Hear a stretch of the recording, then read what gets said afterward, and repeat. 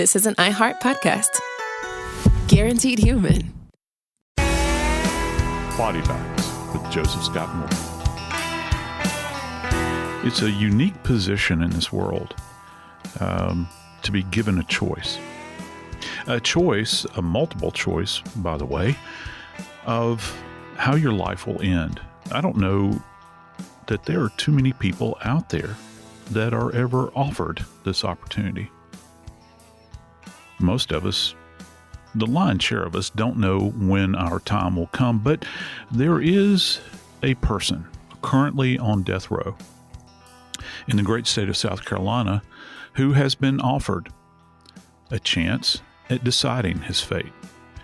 His choices are the electric chair, lethal injection, or the firing squad. And as of the date of this recording, he has essentially 2 to 2.5 weeks to make that decision. The man I'm talking about is Stephen Bryant. Stephen Bryant has been housed on death row for a protracted period of time now in South Carolina. But when I tell you what he has been convicted of and accused of, you're going to understand why the state of South Carolina wants to end his life. Coming to you from the beautiful campus of Jacksonville State University, I'm Joseph Scott Morgan, and this is Body Bags. Dave, I'm not a big fan of buffets. I don't like buffets. It gets too confusing. Just put something in front of me. I don't eat a lot. Too much anymore anyway. High protein and all of that. Joe, trying to do I the healthy thing. did not know that you and I were on opposite ends of the spectrum. I had no idea. But I don't do buffets. Yeah, because of all the choices. No, I have there to you eat them go. all. You do, but it gets to a point. At some point in time, you feel like you're being slopped like a hog, and so gone are the days of fantastic buffets in Las Vegas. Where you would actually get something really cool. Now we're just left with yuck. So, yeah. So, and there's too much temptation. I like to stay away from temptation because I'm easily tempted. I give in to temptation. So, but that's a story for another day. This case, and I'm saying case because we're talking about, essentially, I don't know, dead man walking here.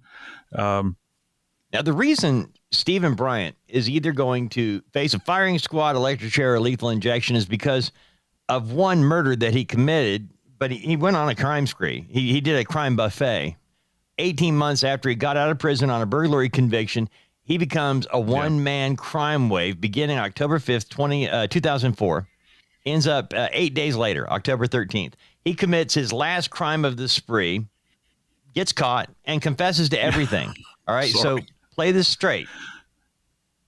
8-day reign of terror started 18 months after his release from prison.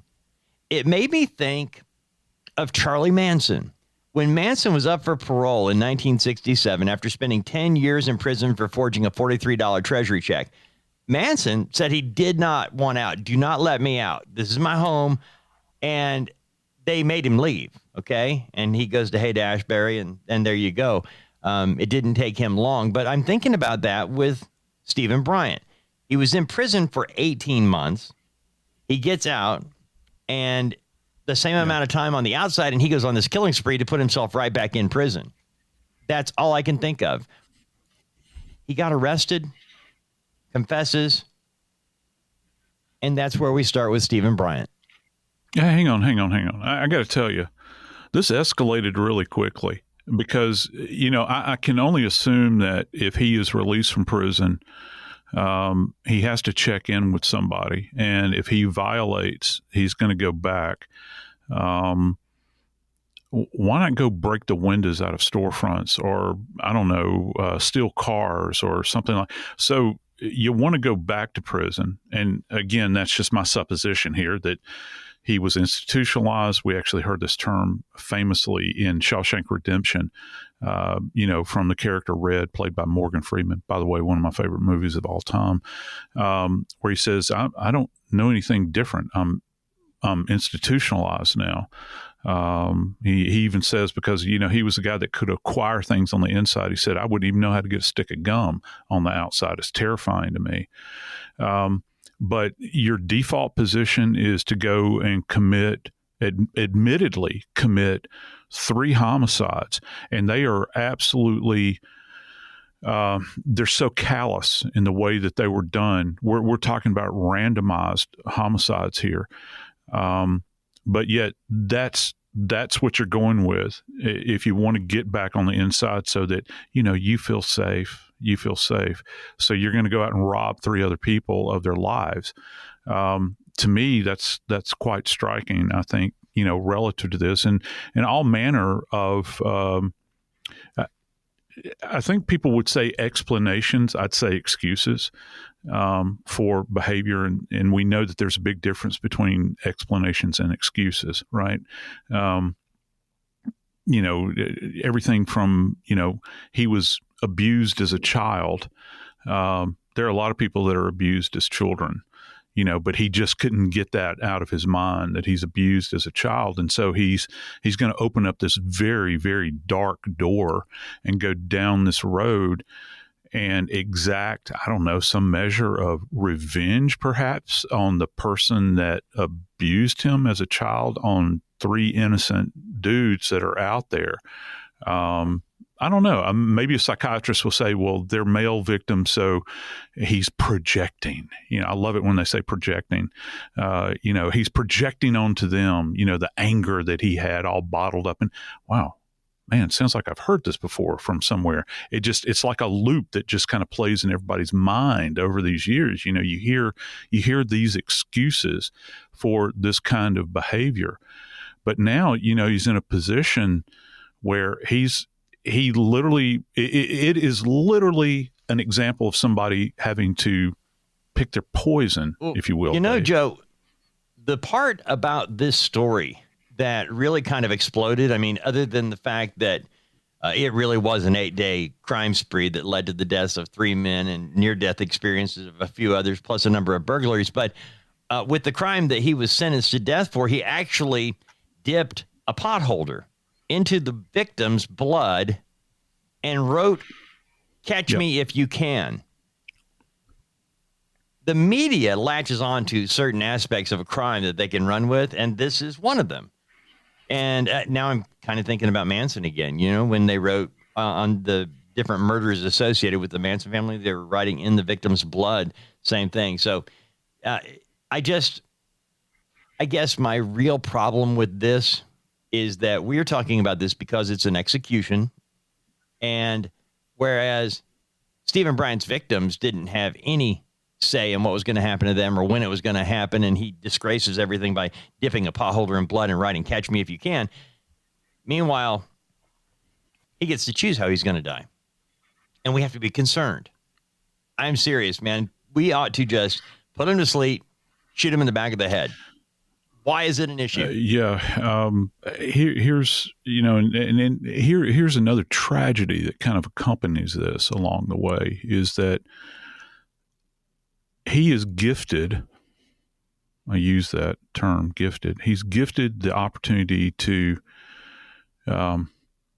get right beforehand. Now that can be either spiritually get right. It can be get right from a relationship standpoint, where he has this period of time where he can come to peace, whatever that means for an individual on death row, come to peace and come to terms with what's about to happen. These individuals that did not have that opportunity, their life was stolen, at the hand of this individual. And going back to what you had mentioned about the potholder, this gentleman, TJ Tajan, that he executed this man in his home. And by the way, this subject feigned having car trouble and went and asked this man if he could help him. And he's allowed into this man's house, this man, just out of the blue. Yeah, in Sumter County, South Carolina, it's, kind of an isolated area. You notice he didn't go up to some armed citizen, like a cop or somebody like that, and try to do this. He goes to a guy in a rural area. I don't know this man. I don't know him. His family did very well, and I'm talking about the victim here, TJ. Probably, Southern hospitality. Yeah, man, you need help. I'll be glad to help you. And the next thing you know, darkness and oblivion. His life is ended. Here's another little ditty about this guy.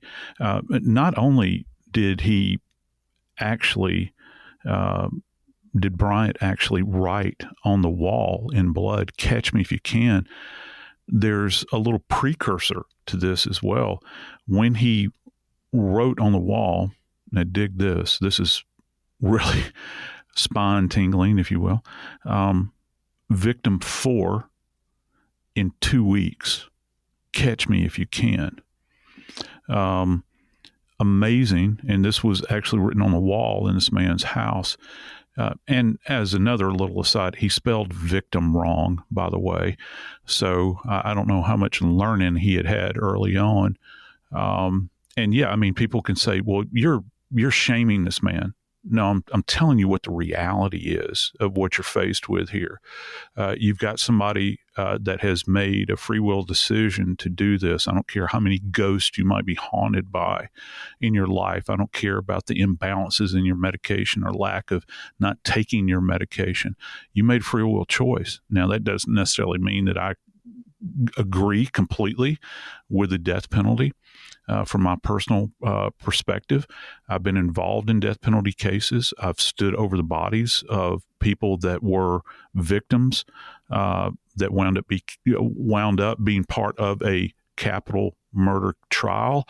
I've stood over the bodies of individuals that have been executed. And helped do the autopsies in those cases.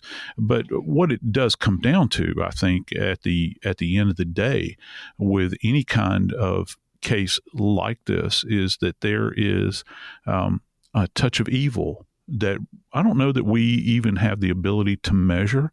An act, maybe a sense of absence of remorse and a callousness toward those of us that want to lend a helping hand and receive nothing but a gunshot wound to the back of our head in return.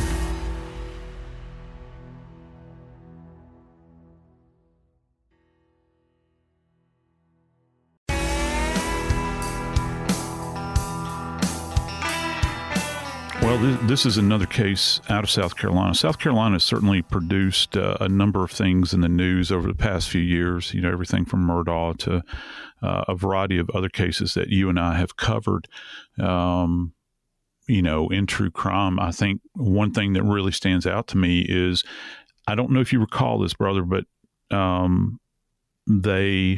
if I remember correctly, I think it was in April of 2025, they sentenced or carried out the execution of a fellow there, Mahdi, I think was his name, Mahdi, McCall Mahdi.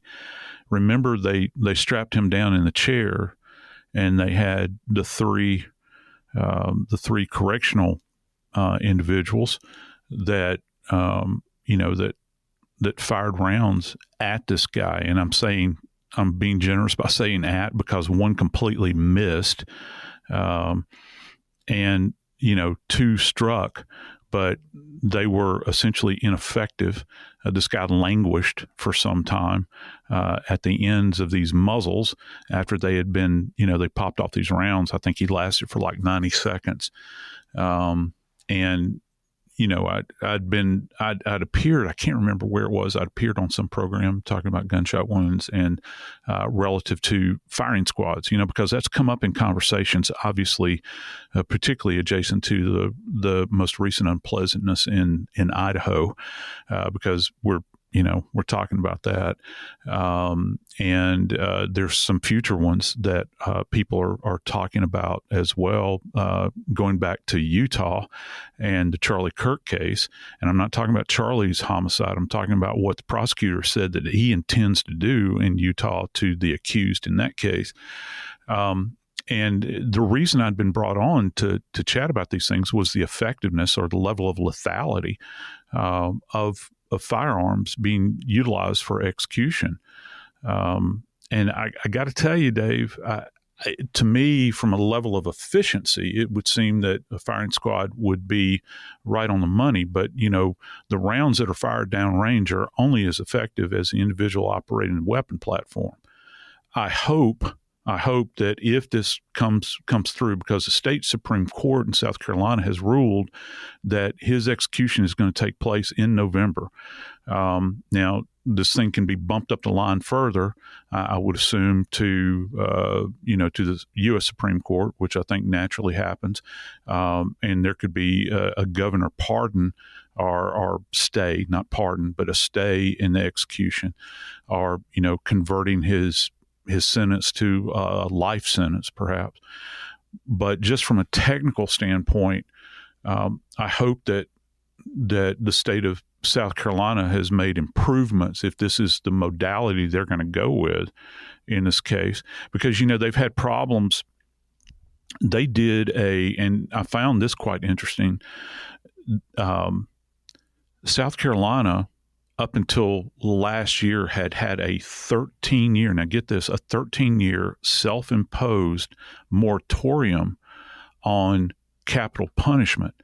And one of the reasons was that their default position had always been lethal injection, and they were giving double doses of phenobarbital, which, it has been used in a lot of cases. It's generally a drug mixture. But in this case, in South Carolina, they're pushing 2 boluses of phenobarb. And the lack of reliability in their drug delivery, kind of put them back on their heels. They were saying it was cruel and unusual. But I got to tell you, equally cruel and unusual is, missing a person's heart when you're at a very, very short range with a rifled weapon, firing through gun ports, I'm assuming, where you can target the individual. And here's the other thing, Dave, anatomically, as someone is seated in the chair, they do an anatomical marking on the body, like a patch of paper that overlies the heart so that you can specifically target into that location. And this is not a difficult shot with a 30 caliber rifle from a very, very, very short distance. I just hope that if this is what they're doing from a procedural standpoint, that they've first off selected new people, and secondly, have taken them to the range to train them. Joe, that was crazy. Braylon and I went camping last weekend at a grandfather-son thing where we got to shoot targets with 22s, and we actually went skeet shooting with shotguns. I didn't. Braylon did. And on the second time he's doing it his entire life, he hits it. I'm telling you, the guy's good. But he's 10 years old. He's a better marksman. Joe, you mentioned something about having to perform autopsies on a person who was executed, and I guess you're being serious, right? Why would you do why would you have to do an autopsy? To rule out abuse. That, bottom line, that's the reason it's done. Bottom line is to rule out any kind of abuse that may have occurred while this person was incarcerated. And I might be overstepping my bounds here. I think that this is accurate. I think that in any state where they do have the death penalty on the books, I think that it is required under law to do a postmortem examination. I know in Georgia, which is where I was involved in those examinations, we, I think I participated in 3, if I'm not mistaken. One, let me get this straight. I think 1 was an electrocution and 2 were lethal injections. And so you say, well, why would you want to do that? Well, it goes to this idea of cruel and unusual punishment. And it's always kind of a philosophical conundrum, I think, for many people. There's always that old adage, we need to get this person healthy so that we can kill them. Have you ever heard people talk about that? If somebody has like some type of physical malady or something like this, we want to get them healthy so that we can, end their life. You sit there, and the procedure for these autopsies is much more extensive than the procedures involved in a standard autopsy. I mean, every inch of the subject's body is dissected. And I'm talking about, you normally think of us doing standard Y incision in the morgue, removing the organs of the chest and the abdominal cavity. We're opening the head, we're taking out the brain.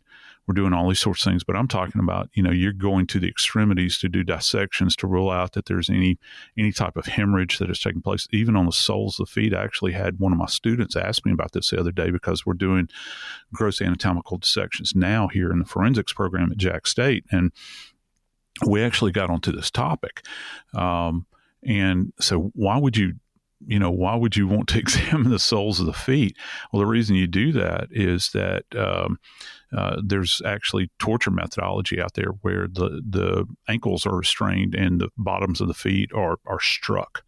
And you can find evidence of trauma. You can see, contusions, all these sorts of things, the backs of the hands, palms of the hands, all of these, and the back, your anterior chest, the buttocks is actually dissected, the backs of the legs, the whole 9 yards. So that's what, and I'm assuming that would happen in South Carolina. They would do an extensive postmortem examination on the subject after they have been executed.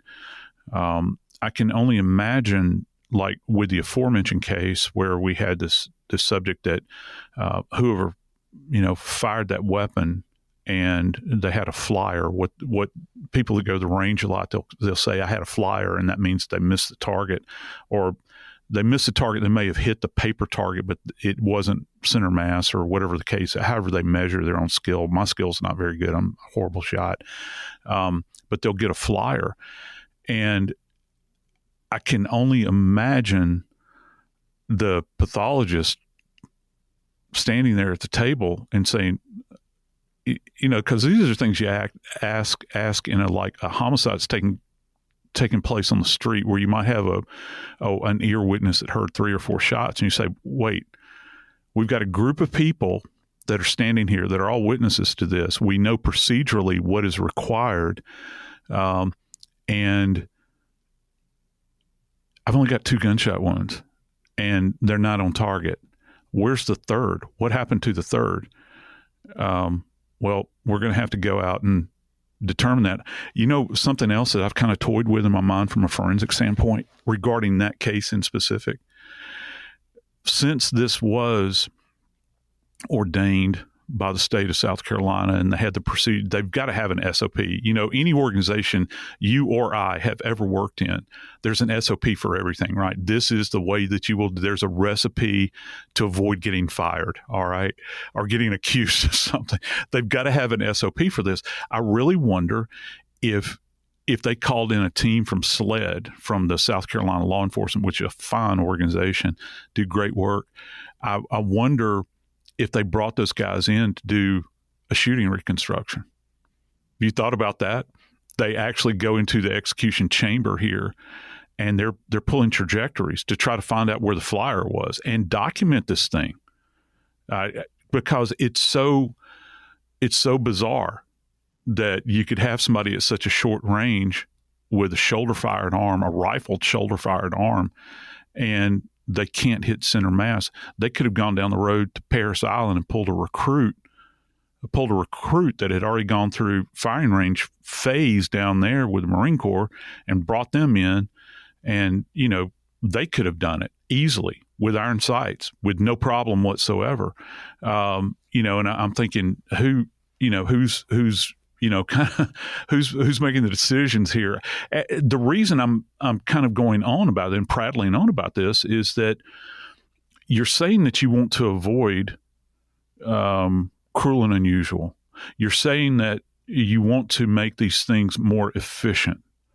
Well, what you have demonstrated in your previous test run, and it's not a test, but in your previous run at this, is that there is an absolute lack of efficiency, and it can be implied by some bright lawyer out there that this is cruel and unusual. Because when you see the results of this guy, and look, this guy committed horrible crime that wound up being executed. But the flip side to this is you're going to fly the plane into the side of the mountain because you've screwed up again. They have a problem with the electric chair. Because, we've had people in the past, and you don't have to believe me, go look it up. There's the images where people catch on fire, and they get nasty injuries, and it doesn't always work the first time around.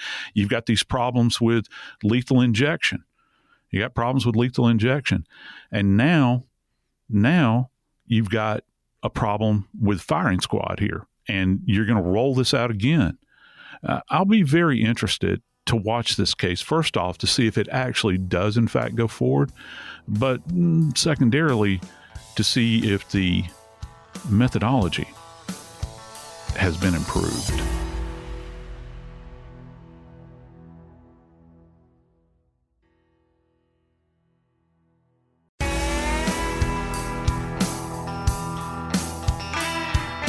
So here we are again, Dave. We're talking about an execution, or a pending execution of this fellow in South Carolina. The most important thing, I think, to revisit here is the fact that, and it trumps any concerns I have about Stephen Bryant, or the actual victims here. Joe, I don't mean to seem cold, but I think about the victims and the victims' families as we spend so much time worrying about the criminals. And why are we spending so much time worrying about their comfort? And again, I'm not trying to be mean. I don't want them tortured or anything like that.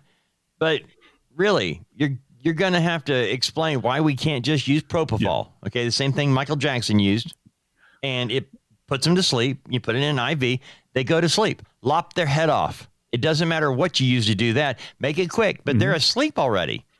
They're asleep. They don't know. Have you seen these people online? I say online on these reels. There's actually, it's not a challenge, but they have the, and I can't imagine they actually do this in surgery. They allow this in surgery, but they do. It's going on everywhere. The surgery suite to me has always seemed sacrosanct. It's like walking into a sanctuary at a church. It's like, I don't want any tomfoolery going on, but they're doing this thing where they fight anesthesia. Have you seen this? And and the person will be there, the patient, and they tell them and they'll make a statement. They'll say, "Okay, I'm fighting the anesthesia. I'm going to try to stay awake for as long as I possibly can."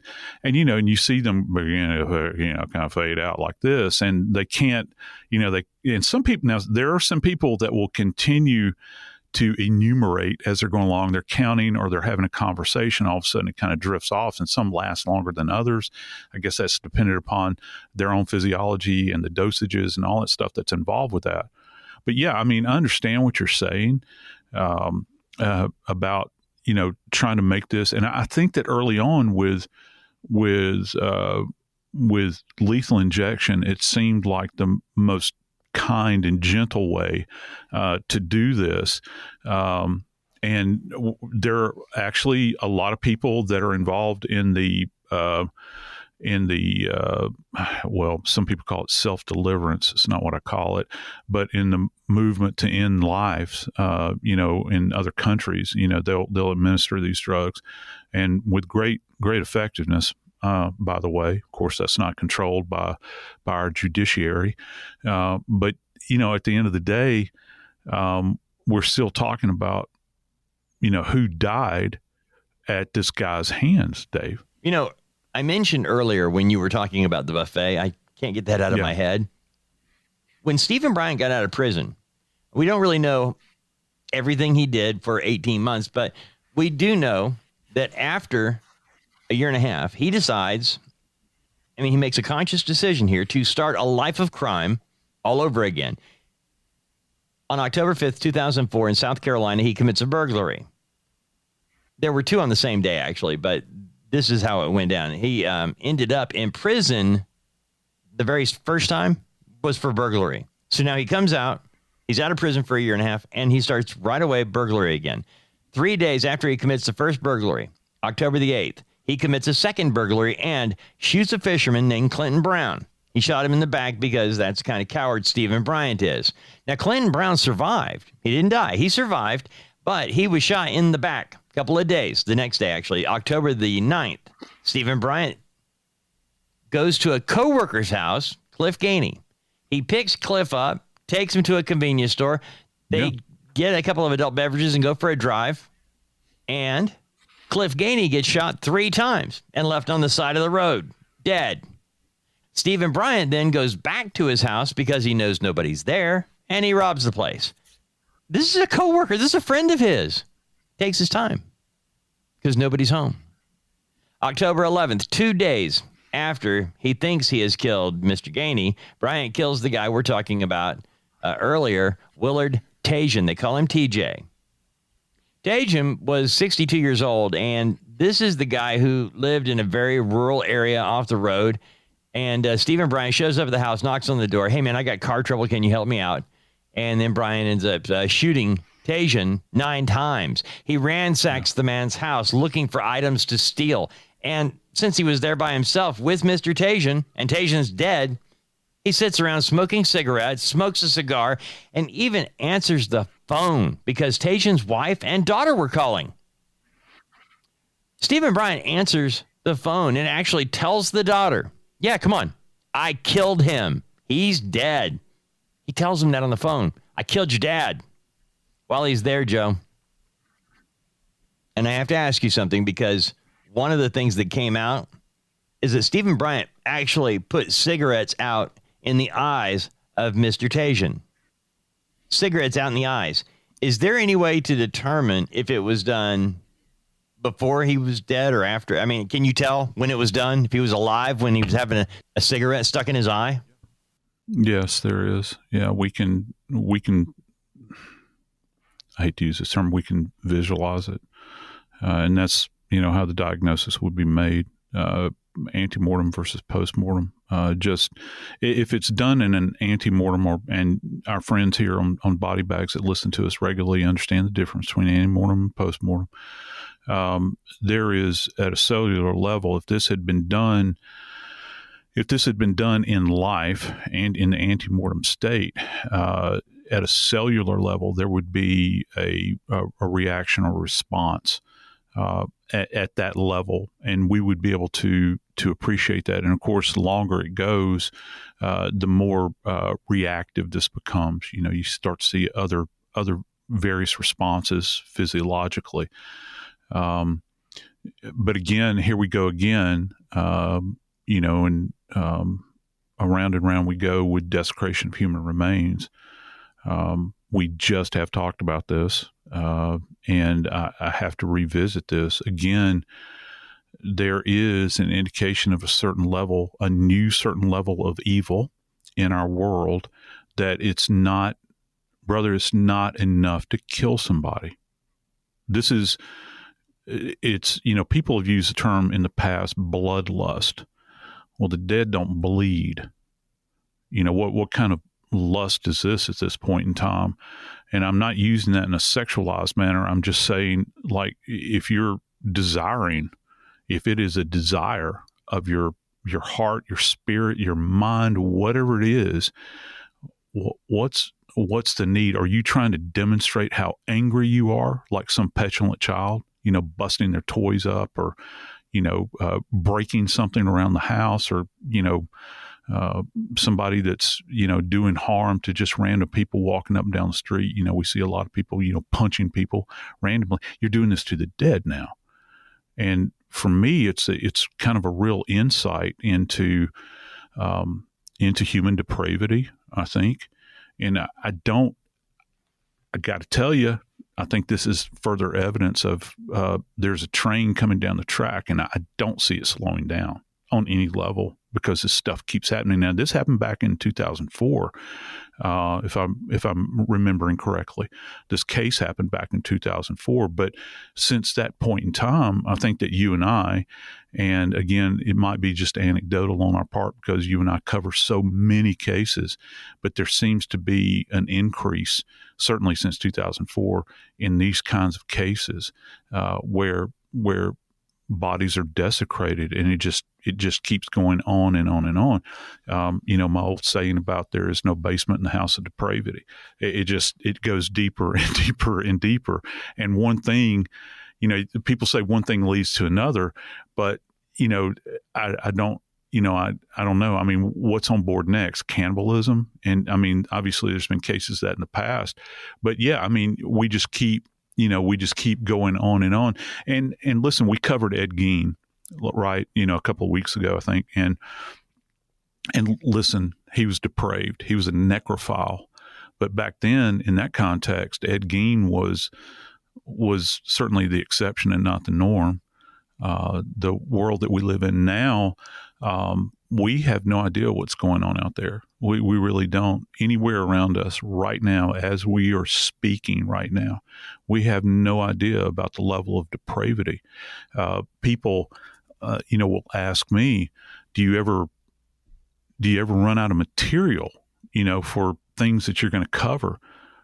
Dave, I think that probably you, better than I, can attest to the fact that we can't plumb the depths. There's stuff that is referred to us that we ask, that our friends ask us to cover, and we can't get to it because we're drowning, in cases over and over again that we think that are going to have some kind of forensic value and some kind of narrative value where we can tell the tale of these victims, and the victims are, in fact, the most important part. It's not the killer in this case, and that's why this case is so important for body bags to cover, for you and I to cover.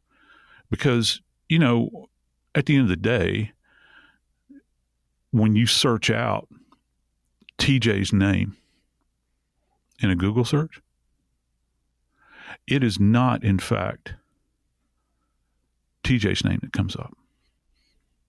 It's the perpetrator's name that comes up, Dave. And I don't know where this road is going to wind up, because I know that probably, and I haven't done a scientific study, but it would seem that there is a statistically significant group of people in our country that want folks held accountable for horrible crimes. And we have a tradition of the death penalty here in the U.S. And for a while, the plug was pulled on it, and it wasn't there, but now it's back again. And I've read some studies where people welcome the fact that it's here. And of course, I've got friends of mine that, think that it's the most diverse thing in the world. But either way, if you're going to do this, if you're going to do it, you better make sure that all your ducks are in a row and that no one can point their finger at you and say that this was, in fact, cruel and unusual. You need to make sure that the methodology that you finally settle on is going to be straight and to the point and on target. I'm Joseph Scott Morgan, and this is Body Bags.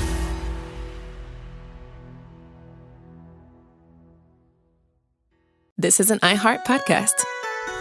Guaranteed human.